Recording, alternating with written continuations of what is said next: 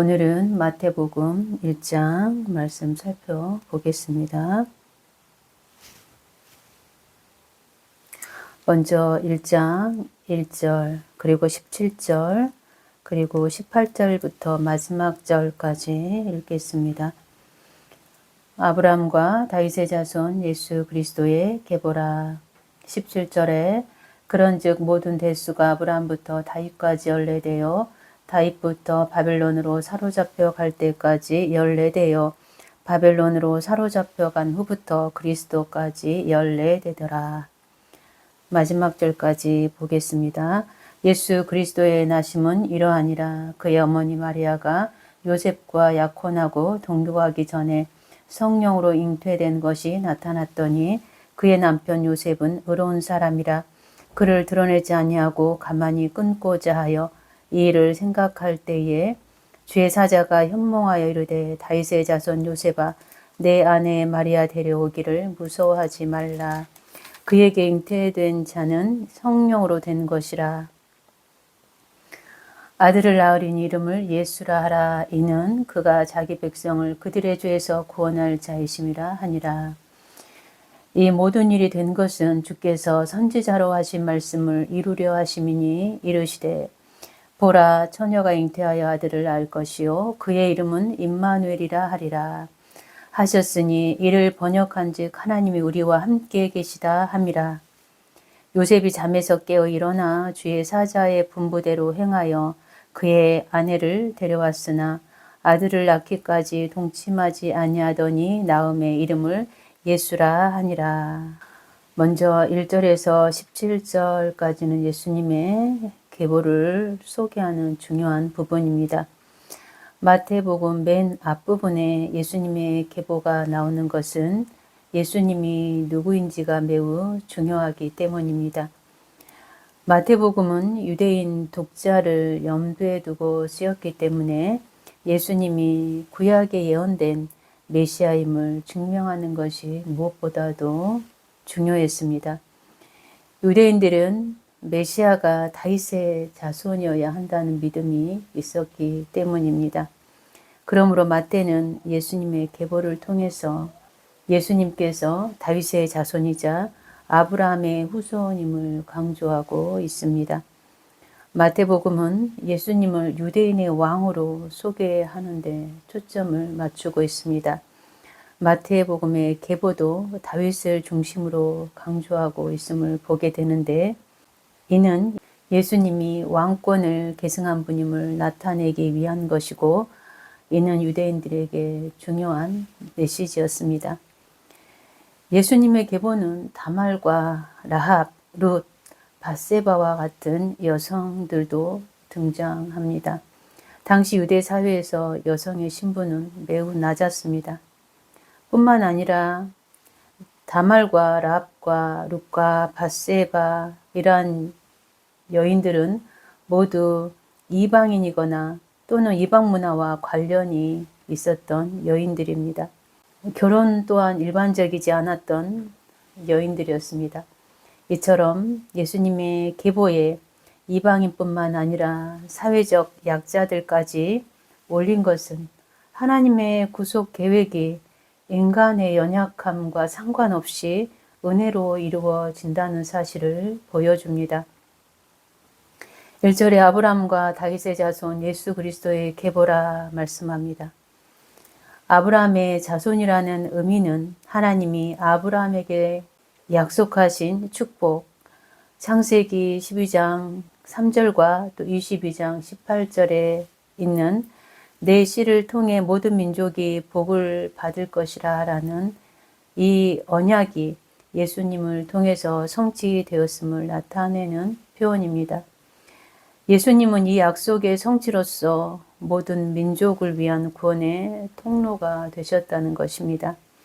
즉 예수 그리스도를 통해서 모든 민족이 믿음으로 구원을 받게 되었다는 것입니다.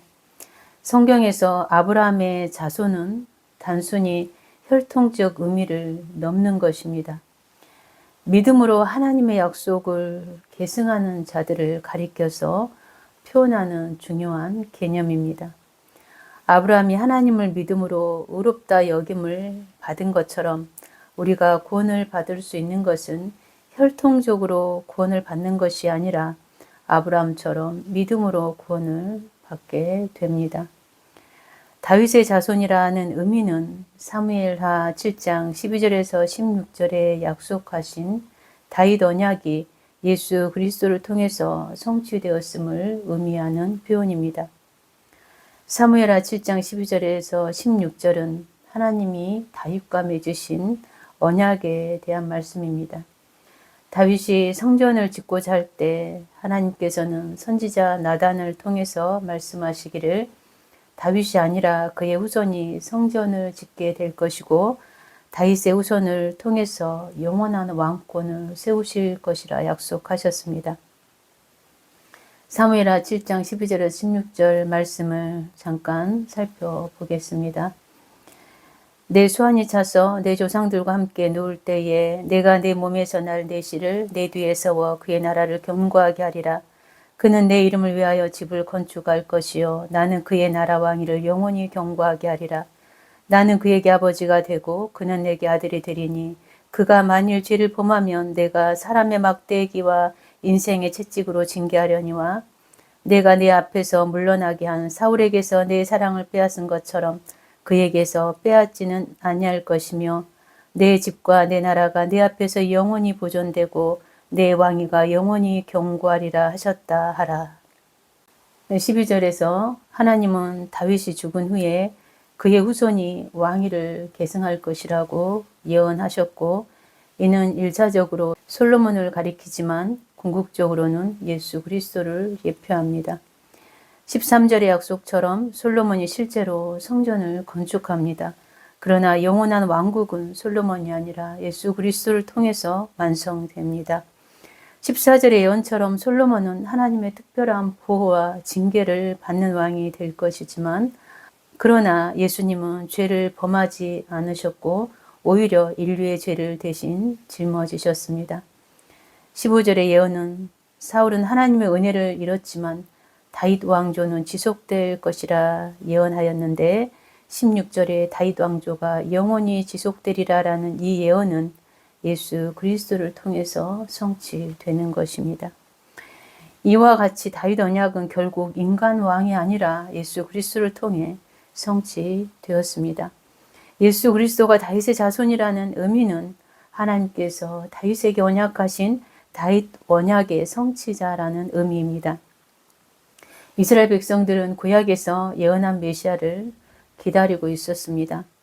마태는 복음서 서두에서 예수님의 계보를 통해서 예수님이 하나님께서 약속하신 그 메시아임을 증거하고 있습니다. 결론적으로 예수님이 아브라함과 다윗의 후손이라는 의미는 예수님이 구약의 약속을 성취한 메시아이며 곧 이스라엘 백성들이 기다리던 그 메시아임을 증거하고 있는 것입니다. 2절에서 17절까지는 계보를 기록하고 있습니다. 기록된 대수를 모두 세어보면 42대입니다. 그런데 17절에서는 계보를 14대씩 3번 나누고 있습니다.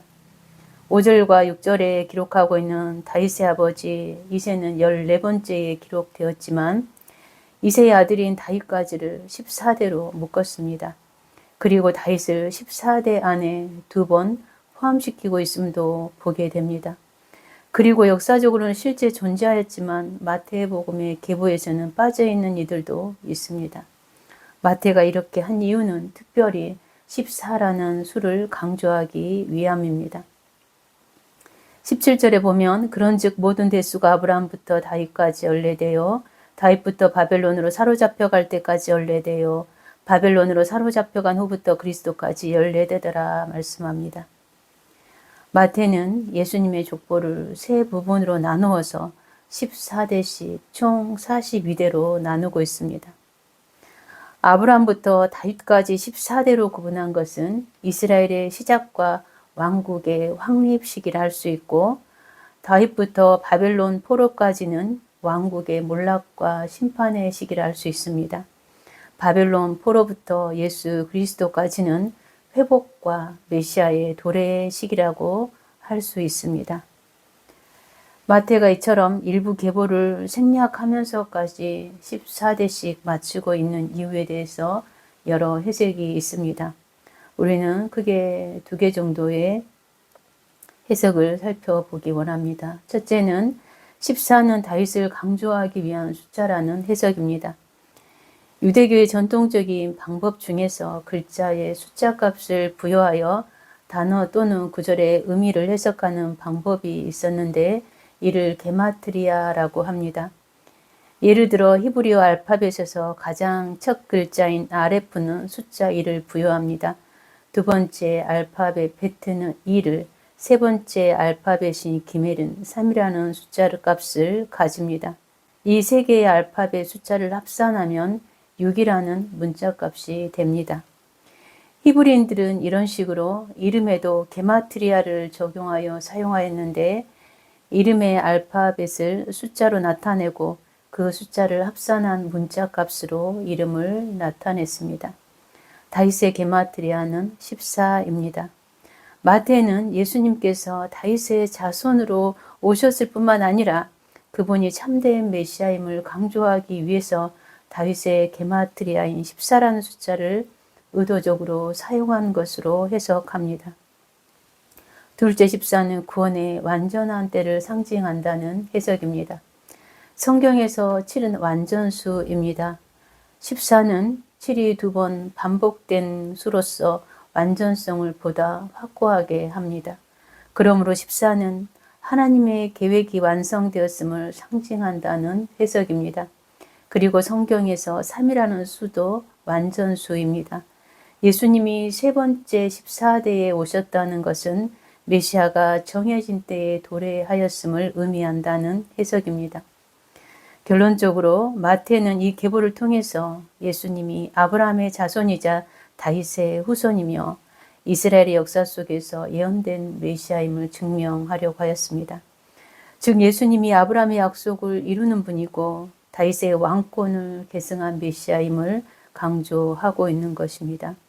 그리고 14대와 세 번째 14대라는 구조적 장치를 통해서 예수님이 구원의 완성자로 오셨음을 강조하려고 하였고 예수님은 이스라엘 역사 속에서 심판, 즉 바벨론 포로기를 거쳐서 구원자로 오셨음을 보여주고 있습니다.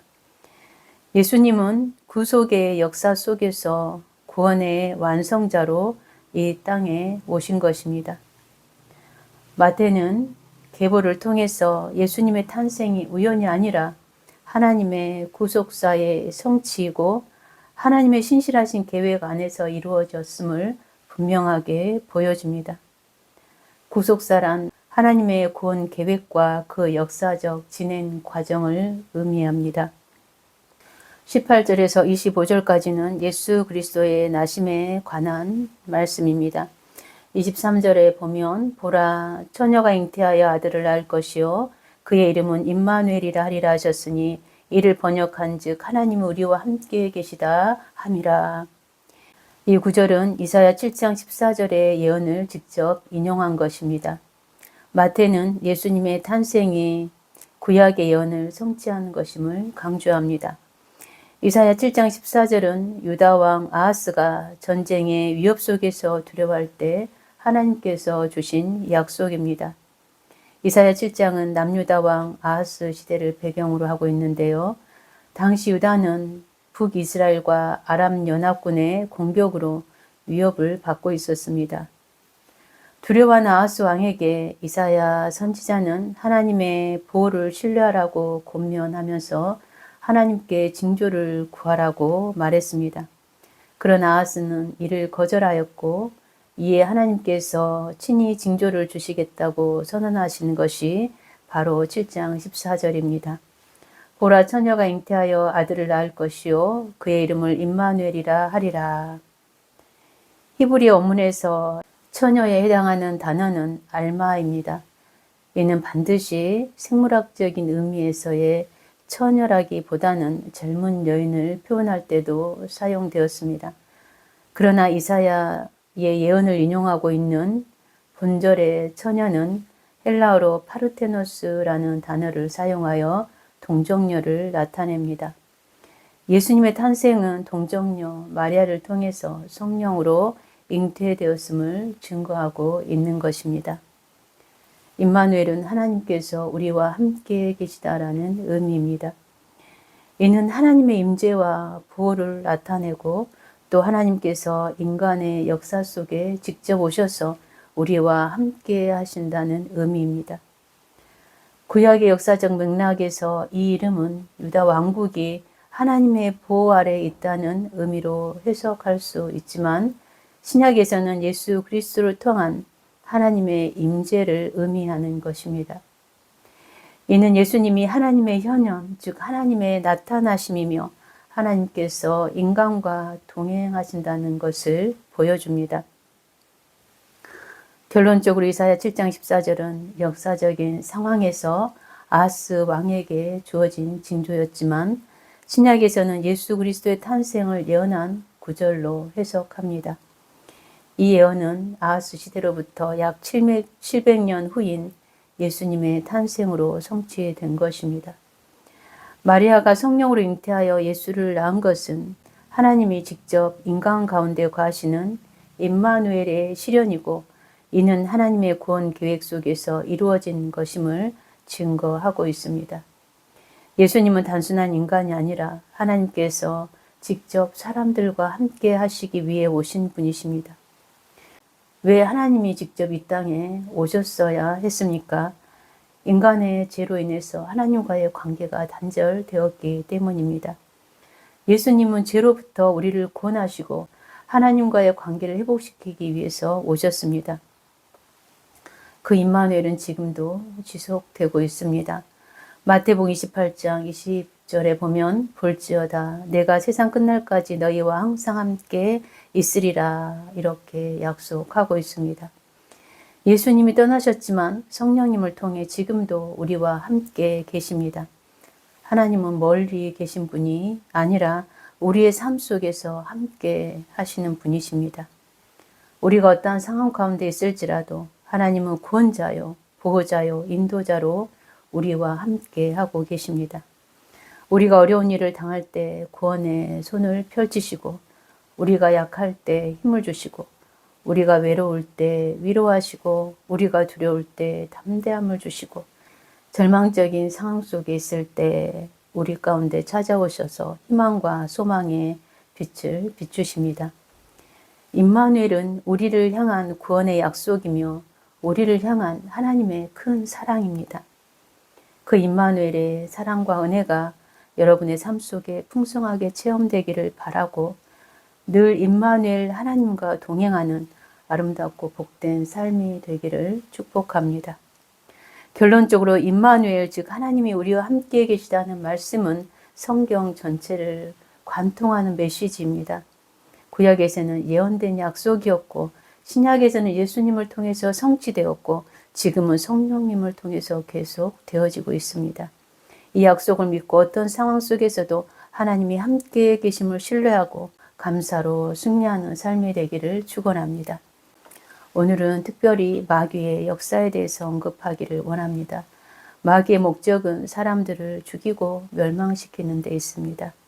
개인이든 가정이든 교회든 멸망시키는 것이 마귀의 전적인 목적입니다. 마귀는 우는 사자와 같이 삼킬 자를 두루 찾는다 이렇게 말씀하지 않습니까? 그러므로 성도는 마귀의 괴계에 넘어가지 않도록 영적으로 늘 깨어 있어야 합니다. 그리고 늘 영적 싸움을 싸워야 하는 것입니다. 마귀의 에너지는 죄입니다. 마귀는 죄를 통해 역사합니다. 그러므로 죄를 멀리해야 하고 죄를 회개해야 하는 것입니다.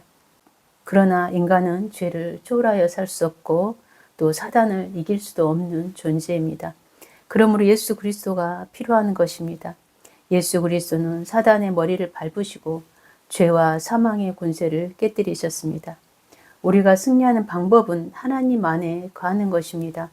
죄와 사망 권세를 이기고 죄의 문제를 해결하신 예수 그리스도 안에 거하는 것입니다. 죄의 저주, 사단의 저주로부터 벗어나는 길은 예배에 있습니다. 우리는 예배의 승리자가 되어야 하는 것입니다. 예배만 잘 드려도 50%는 성공하는 인생을 삽니다. 그러므로 예배를 소홀히 해서는 안 됩니다. 영적인 공격 가운데 있다면 더욱 예배에 집중해야 합니다. 예배를 통해서 영혼이 변화되고 마귀가 갈 곳이 없으므로 떠나게 되는 것입니다. 마귀는 이런저런 핑계로 끊임없이 예배드리지 못하도록 합니다. 그러나 영적 승리는 예배에 있습니다. 가족들이 함께 예배하는 것은 축복입니다. 가정에서, 교회에서 예배의 승리자들이 되기를 간절히 바라고, 예배를 통해서 개인과 가정과 교회가 살아나고 세워지는 은혜가 있기를 간절히 축원합니다. 아브라함의 언약, 다윗의 언약을 성취하시고 임마누엘 되신 예수 그리스도의 능력으로 영적 승리자들이 되기를 축복합니다. 임마누엘의 하나님의 은혜를 풍성하게 누리시기를 간절히 축복합니다.